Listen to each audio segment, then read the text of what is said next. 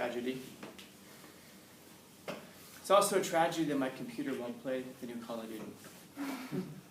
Yeah, it is. Yeah, I sit there and lament that every night. Yeah.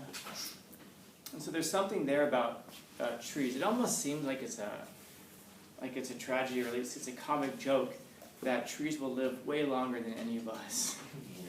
You know, we have trees that have been around for a very long time. Yeah. Could the trees be like our legacies too? Yes, explain. Like, though our bodies can wither away, maybe our ideas can outlive us sometimes. That makes us immortal in some way. Not in a literal sense, but in a metaphorical sense. Yeah, I struggle with that because I hear that kind of stuff all the time, where it's like, well, you know, if you have an idea and you leave it behind, that kind of makes you immortal in a certain sense. I'd rather be immortal in the literal sense, like the real, actual live forever thing, you know. But yeah, those roots take a long time to grow out, and you ever think about how intricate those I just said it, roots are. Reminds me of yesterday. I couldn't spell the word gratitude. There, and then Mr. Pepper. Did you know that trees' roots don't actually go straight down? They're kind of like flat, and some actually do kind of go straight down. Mm-hmm. Yeah. If you ever go over to Balboa Park and you see that old tree that's there, which disappoints me because it's not as old as I think it is. I look at that thing, I'm like, this is an ancient tree. You know, my ancestors played in the branches of these trees. No, the tree's like a couple hundred years old. I thought it was older than that. But yeah, branches, they'll go out. And if you know anything about forests, the branches of the trees will actually intertwine. And we're finding out now that they can send signals to each other. Like grasses like this. Do you know this? Like fungi? What's that? Like fungus. Fungi. Yeah. I think it's called a network. Yeah. And they actually send signals to each other in grasses. So when you're cutting the grass is like crying and letting other grass know it's being cut.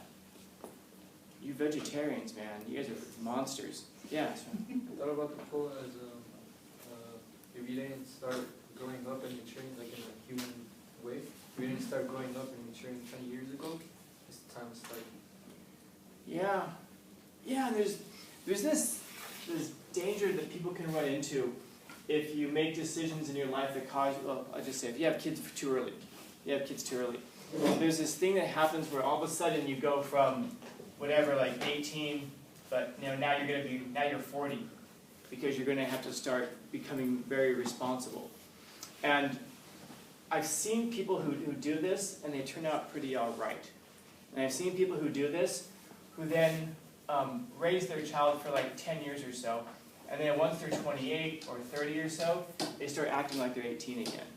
And they start going out and, dressing like they're 18 years old again and behaving like they're 18 years old again. Sometimes I've seen this happen to people when they're in their mid-30s or so.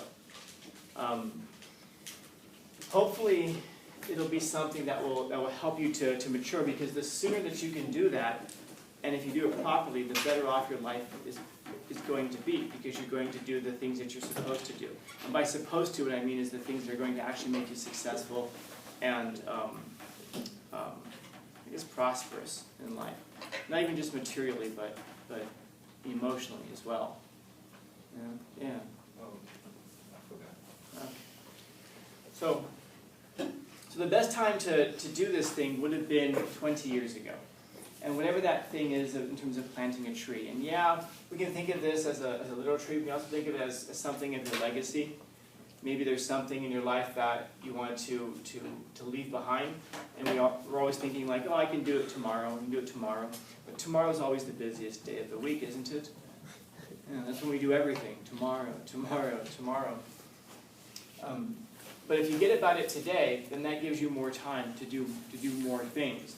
In other words, if you get about trying to create your legacy when you're 18, then you've got a 10, 15-year head start on a lot of other people who are trying to all of a sudden get themselves together, as you're saying, later in life.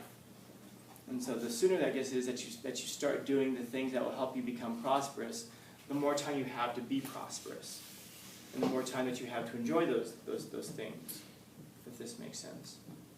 So yeah, the best time to do anything would have been 20 years ago. But the hard thing for us to get our heads around is that time has passed. So now the best thing that you can do is start today, whatever it is. I'm thinking of an example. Well, I guess I can think of myself as an example. When I was in high school, I used to surf from time to time.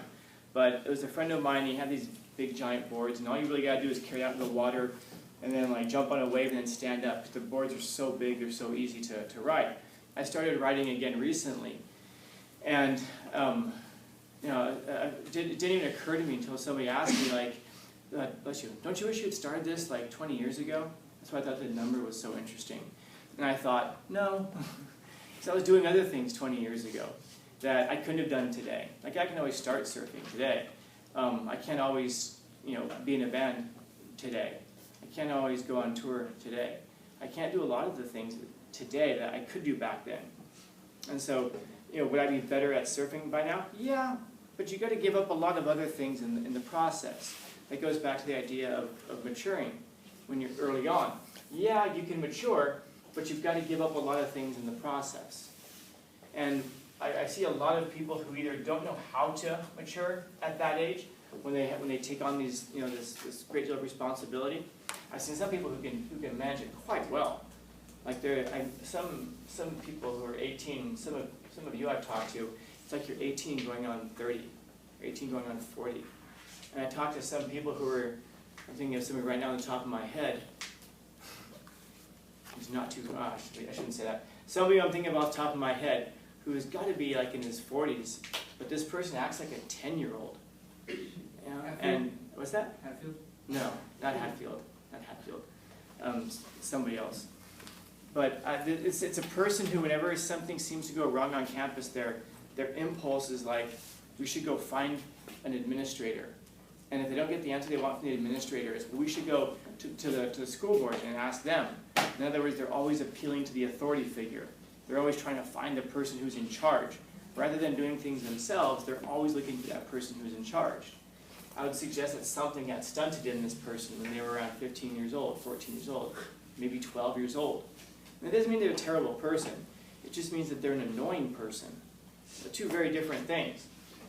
So if you can get to that point of being like at the age of 18, being more self-sufficient, being more mature, being more resilient, being more responsible, then by the time you get to be 40, you can act like a 10-year-old if you want. It's your choice, and thank God for the choice, because you have the option of doing those things, because you'll be in a position in life that you'll be able to do something like that. And some of us, I'm sure, know people who are older and they still act like little kids. I can think of one person. And then there are people I'm sure who we know who are older, and they don't they kind of enjoy that role and they stay mature, whatever that means. And so, whatever that thing is that you want to do, it doesn't have to be 20 years ago, of course. I think the problem with something like this quote is that we can see it and try to conceptualize itself. So, like for you guys, think back to 2 years before you were born. That was the best time to do something. All right. Well, don't think of it then as 20 years. Think of it as a year. Think of it as 6 months. Think of it as 2 weeks. What's the thing you'd like to try? What's the thing that you'd like to do that you think that is too late to try or do now? I mean, the truth is there's probably very few things at this point. But there will be some as you go. I was telling my first class today about a friend of mine who used to go to UCLA with me. And I mean that literally. He used to go there with me. He wasn't enrolled in classes. He wasn't enrolled in the university. He just didn't do much during the day. He didn't have a job or anything like that. So I'd pick him up in the morning, and then we'd go to school, and we'd talk about the stuff. He'd sit in class with me. He'd listen to the talks. He'd listen to lectures. He'd ask questions. He'd turn in assignments. The professors knew he wasn't in the class, but he liked learning. He didn't have anything else to do. And I was finishing up. I think it was like my last quarter or my second to last quarter. I had a serious conversation with him and just like, dude, you really should pursue this, man. He's a really smart guy. And I think we were like 20 or 20. I think we were like 21 at the time. And he was saying, nah, if I start now, I'm too old. Well, you're too old, man. You're 21. You're too old for it. And he's just saying, but by the time I finish, I'll be like 25, 26. And everybody else is gonna be finishing at 21. I'll feel like, I'll be too old for everybody else. I'm like, dude, if you don't do it now, you'll be sitting here in 10 years, 15 years, 20 years saying, I wish I had. And long story short, I still talk to this person today, and we did have that conversation not too long ago. And it was, man, I really should have done that back then. And I'm telling him, well, how about now?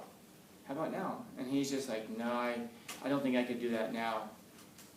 And I remember when he was going with me to these classes, there were these two older women in the classes. They were like in their late 50s or so. And they were going through school together. And I think that they had children that probably grew up and moved out of the house, and then husbands who were working all day, so they were going to school during the day and getting a degree. Is it too late for them to do it? No, it's too late for them to do a lot of things, and that does happen, by the way. When we say like it's never too late, bullshit. Sometimes it is too late. It is too late for me to become an NBA player. I should have started that when I was 9 years old, 8 years old, if I even wanted to have a dream of doing it.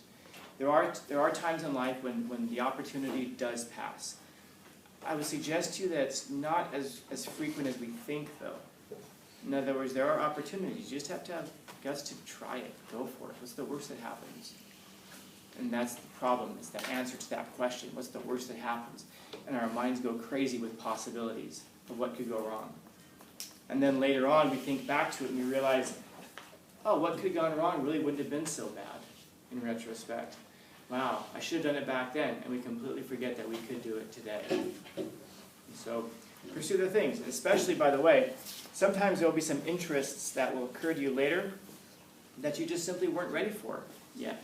In other words, maybe when you're 18, there are things that you're thinking about doing, and then when you're 38, you'll say, man, I wish I had done this. Maybe you weren't ready at 18. That happens. Maybe your mind wasn't ready at 18. Maybe whatever your motivation wasn't ready when you were 18, but you're ready now. Ready now. I think about that over at the college where I teach. I don't like teaching morning classes over there because it's full of mostly like 18, 19-year-old students who don't really know what they're doing yet. That's very different when I teach the evening classes, and it's mostly people who are like in their mid-20s, and it's only a few years difference. It's not like it isn't like 15, 20-year difference, and they're mostly military. And the first day of class, I hand out a syllabus, and their questions are very much just like, if I want to get an A in this class, sir, how do I do that? Do these 6 assignments. You can revise your essays as many times as you'd like. Okay, done. And then they're on top of everything. There's no late assignments. There's no having to beg for grades. Everything is as it's supposed to be because they're older. They're more mature. There's no like last minute rushing. There's no like just the night before trying to turn in some garbage. It's a very different thing. It's only a few years. And many of those people, why are they in the military? Because they weren't ready for school yet when they were in their early 20s or late teens. That's all it is. They might be a few years behind, but they're way ahead in terms of what they're producing and what they're getting out of it. If you're somebody who can get a lot out of college when you're 19 years old, then yeah, I guess maybe you should be there. If you're somebody who just wouldn't get much out of it, then maybe you shouldn't be there. Maybe when you're older, or maybe not at all. Who knows? It all depends on the individual, on the person, what you want to do with it. But that's true about most things in life. So, best time to plant a tree was 20 years ago. Second best time is now, or 2 years ago, or 1 year ago, or 6 months ago, or a week ago, or 50 years ago. Whatever. Questions? Comments, concerns, complaints, criticisms, critiques?